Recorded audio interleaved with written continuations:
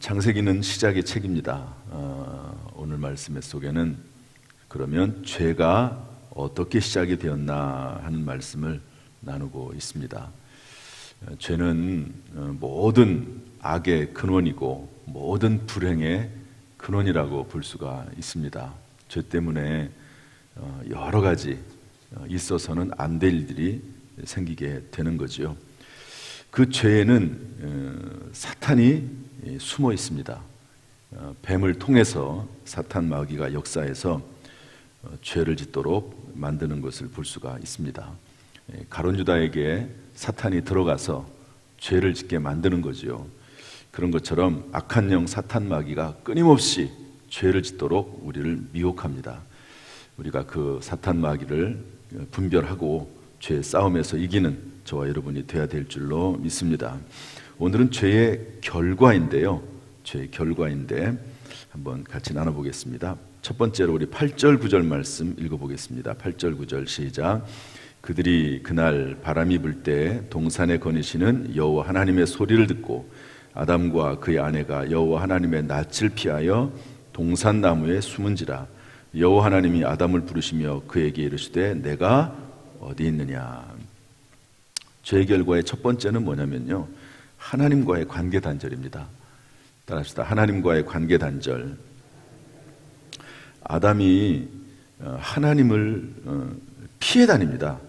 하나님께서 아담을 부르시는데 그 아담을 그 하나님을 피하고 다니죠. 여태까지는 그러지 않았거든요. 죄를 짓기 전까지는 하나님을 피해 다니지 않았습니다. 그런데 하나님이 두려워지기 시작을 한 거예요. 죄를 지으면 하나님이 두려워지기 시작을 합니다. 그래서 피해 다니기 시작을 하죠. 자녀들도 보면은요, 잘못한 게 있으면 피해 다녀요. 부모를 피해 다녀요. 슬슬 피해 다닙니다. 뭔가 좀 이상하다. 제가 왜 나를 살살 피해 다니지? 나를 만나기를 꺼려하지? 그러면 뭔가 부모에게 잘못한 게 있는 거예요. 그래서 하나님과의 관계 단절이 일어나게 된다 하는 것을 알 수가 있습니다.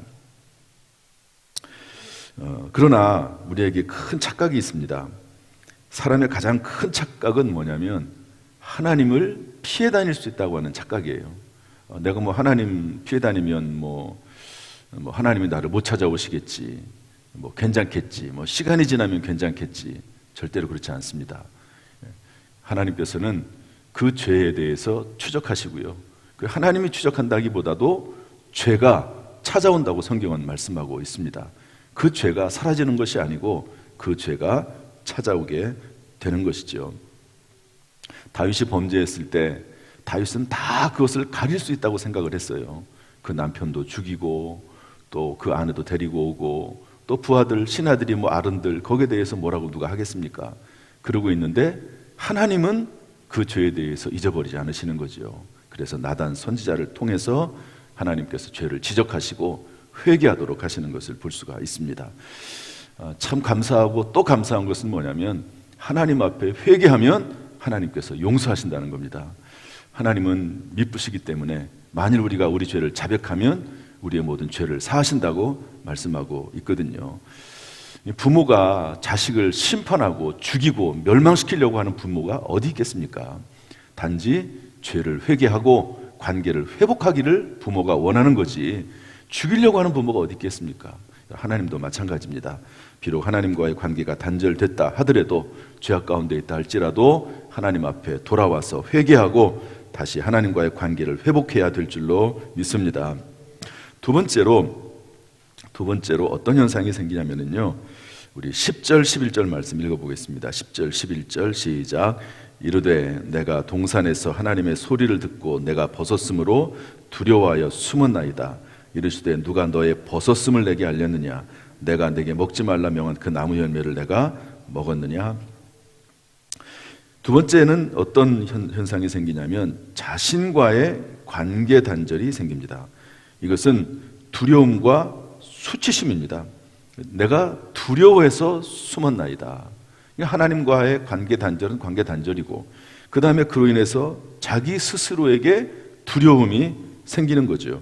죄를 짓기 전에는 두려움을 느끼지 않았습니다. 그런데 죄를 짓고 나니까 무서워지는 거죠. 다윗 같은 사람도 죄를 짓고 나서 어땠습니까? 뼈가 마르는 것 같다고 그랬습니다.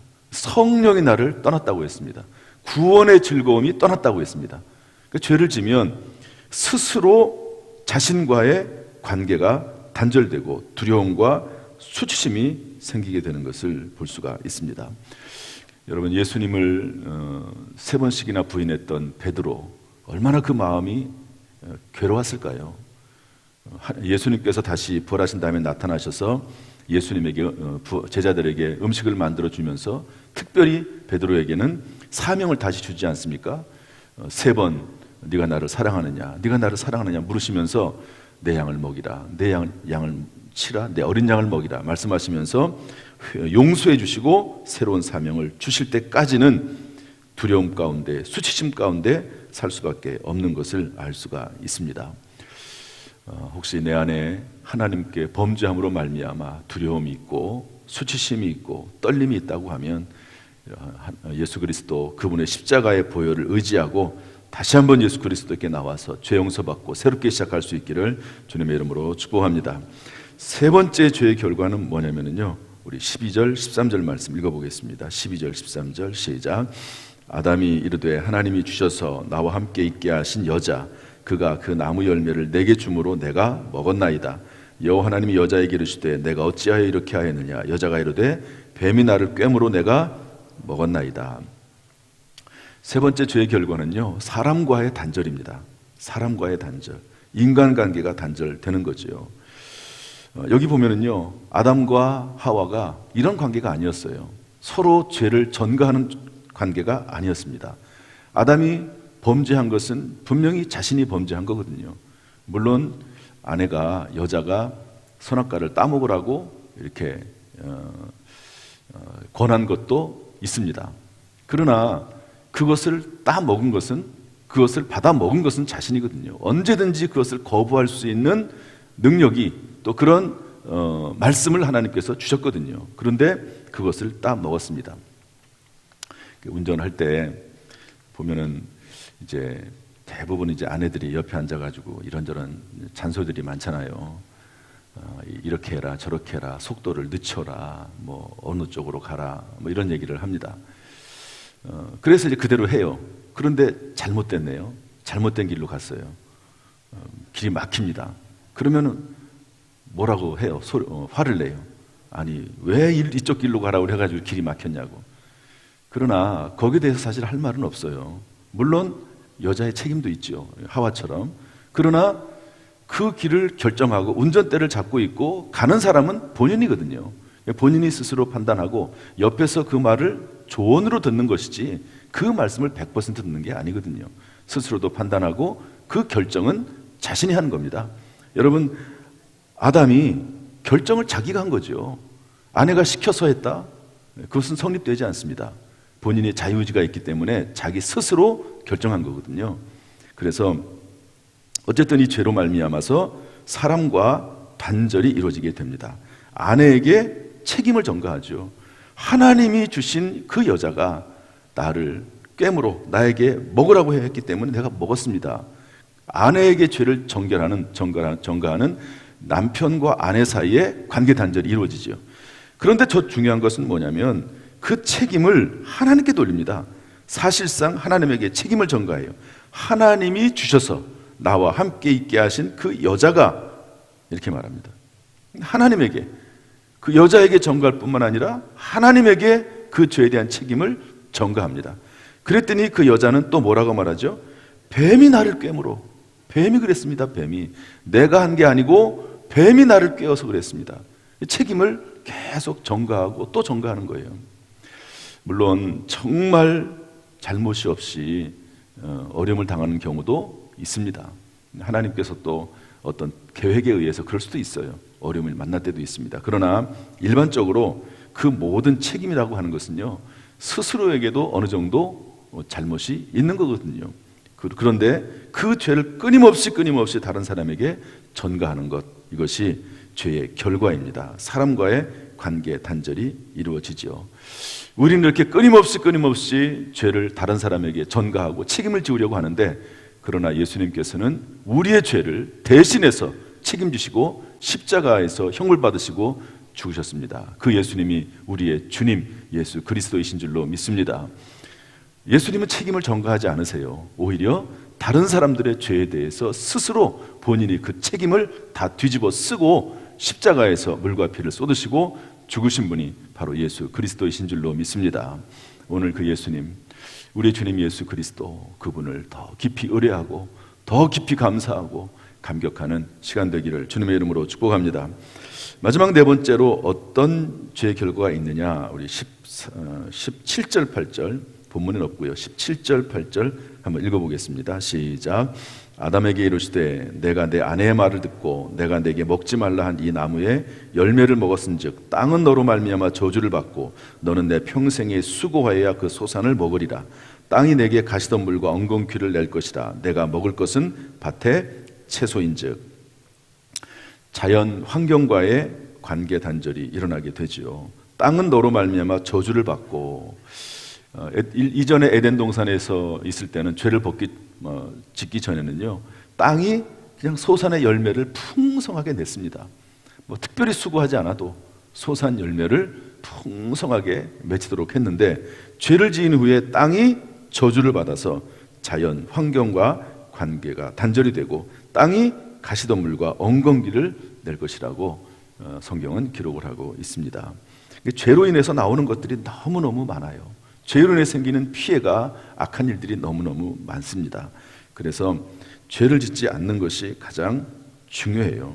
성경에 뭐라고 되어 있습니까? 죄의 싹은 사망이라고 말씀하고 있습니다.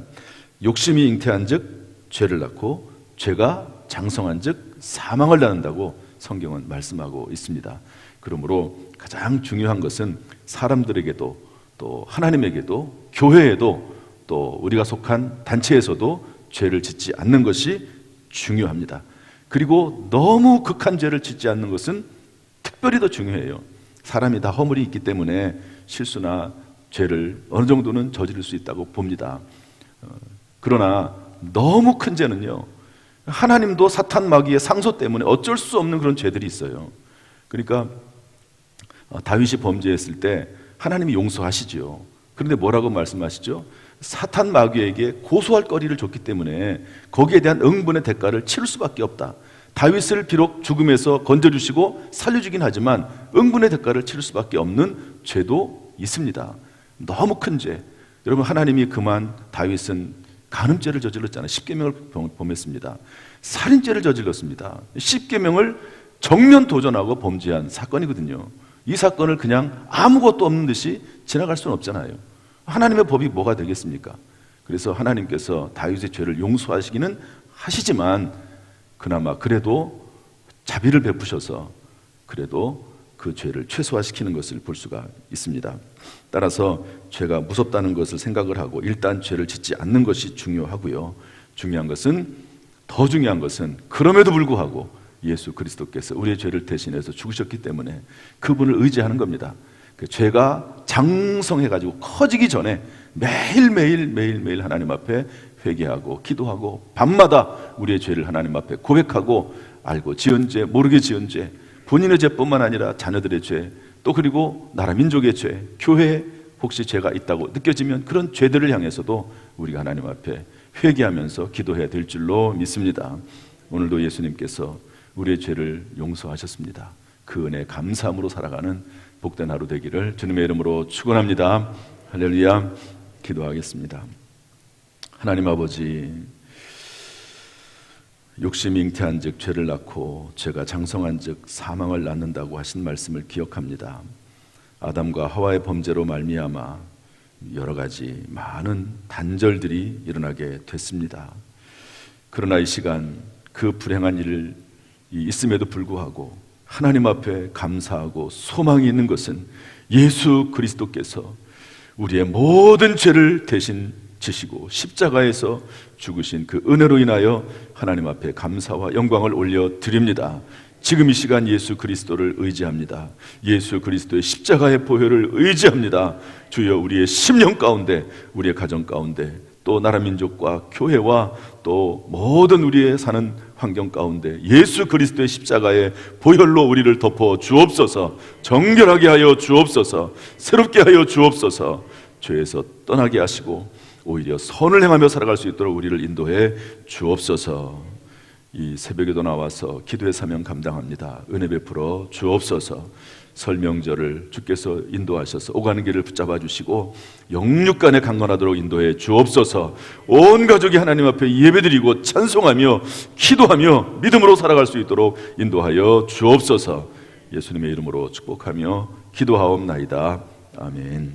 이제는 우리 주 예수 그리스도의 은혜와 아버지 하나님의 무한하신 사랑과 성령님의 교통하심이 이 시간 주 앞에 나와 예배드리며 은혜를 사모하는 모든 성도들 한 사람 한 사람 머리 위에, 그 가정, 직장, 사업, 자녀, 심령 위에 함께 하시기를 간절히 축원하옵나이다. 아멘.